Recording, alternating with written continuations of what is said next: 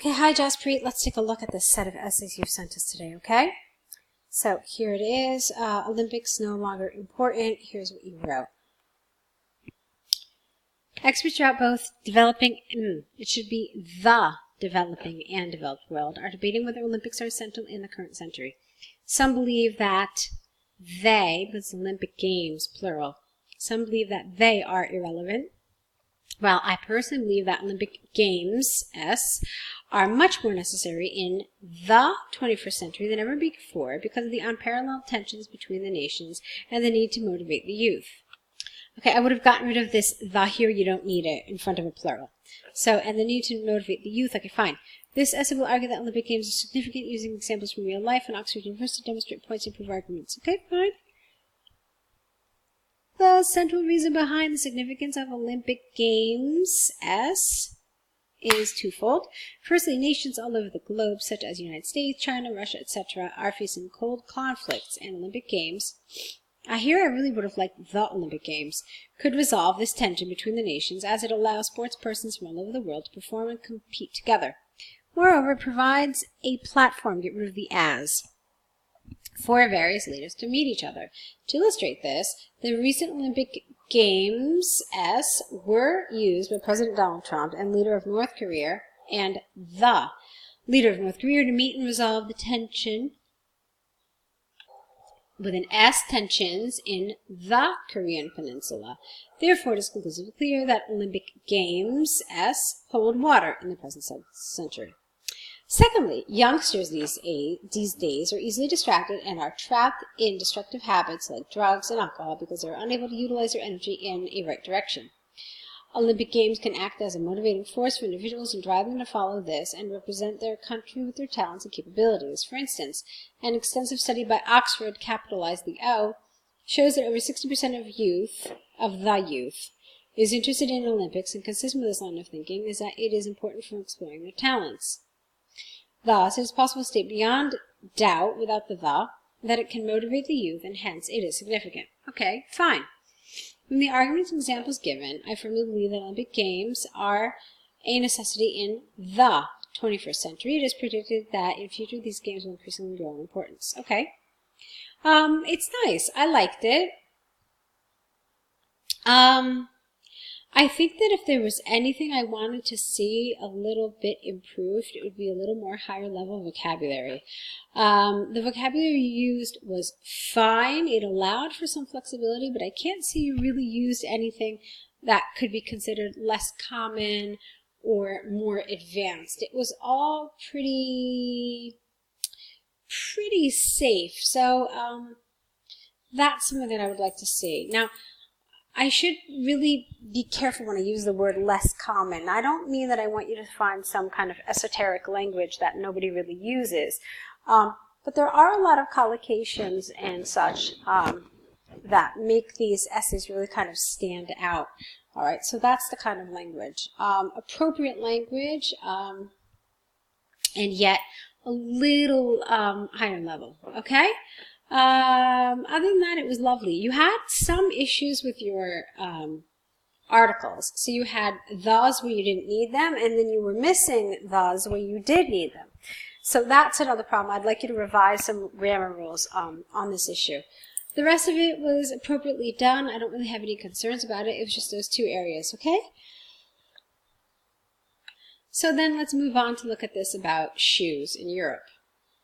It's called a bar chart. So as we say, line, graph, pie chart, bar chart. So that's something I'm going to fix.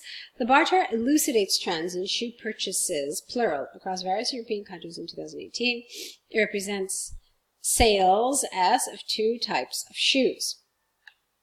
Overall, most of the sales for brown leather shoes were done in Poland, while the least were experienced in Belgium. In contrast, the highest sales, S, for black leather shoes were observed in Hungary, and the lowest was seen in France. Okay, so you told us the highest and lowest. Let's see. France, yes. Did you talk about Belgium? Yes. Did you talk about Poland? Yes. And Hungary, yes. Okay. Fine. In 2018, out of France, UK, and Germany, Germany was ahead in selling brown leather, get rid of the S, shoes, which were approximately 125,000, whereas UK sold black shoes the most with a quantity of 100,000. Well, that's a strange way to do this. So, in other words, okay. All right, let's see. On the other hand, it is evident that Ireland outnumbered Holland and Belgium in selling brown leather shoes, which were 100,000 in number, while the least sales occurred in Belgium. Okay. It is observed that in Poland, Hungary, and Italy, the sales for brown leather shoes were around 130, 120, and 105,000, respectively.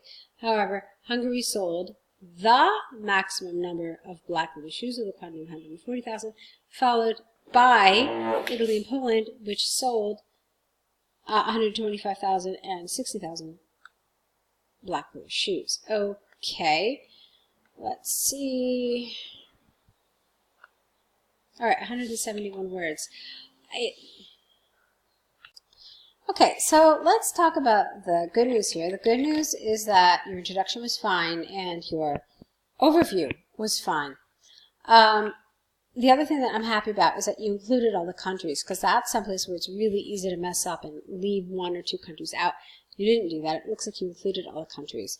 What I found a little confusing here was the way you organized your answer.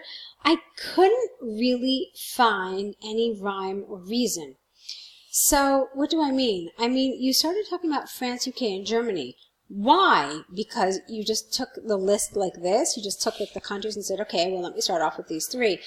That isn't really a logical way of organizing this, okay? And then you talked about Ireland and Holland and Belgium. Yeah, so that's what it looks like. That's how you did this. I don't believe that that's the appropriate way to do this. I'm going to advise you against this kind of selection.